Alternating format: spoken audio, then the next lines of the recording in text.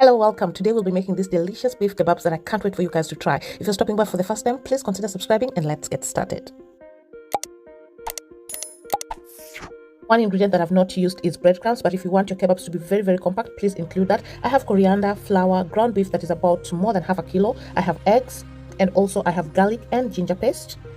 And I also have chopped onions here. For the spices, please do not feel limited to use what I'm using. You can always switch up with what you want. I have paprika, black pepper, cumin, and a little bit of garam masala.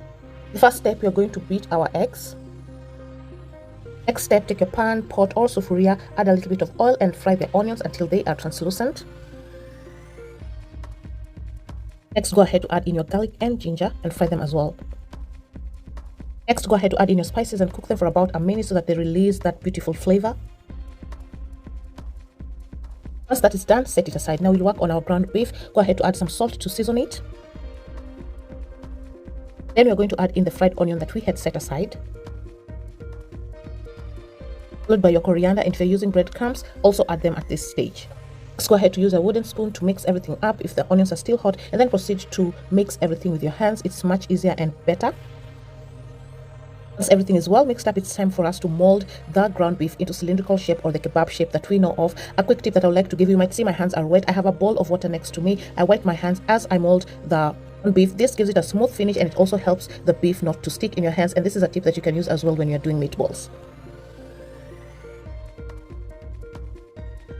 Sizes of your kebabs will depend according to your preference. Sometimes I do mini ones, but on this particular day I wanted to get done in the kitchen as fast as possible, and I did a little bit bigger sizes. Next, it's time to do the first step, and that is to coat it with your flour.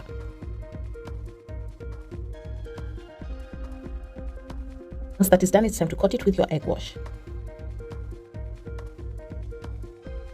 The next step is where we deep fry the kebabs, but also that is where the work is. You do not deep fry once, but you can do 2 to 3 times or even 4 times according to how fluffy you want your kebabs. This first deep frying, we're not supposed to cook the kebab completely. It's just to bind the egg.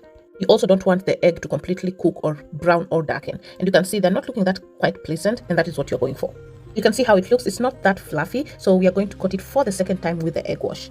You can make this your last coating, but I will do one more time, and that gives me the fluffiness that I like. After this, I will coat it one last time, and then the last deep frying, I'll let it cook completely. So you can do 3 or 4 coats, but 3 works well for me.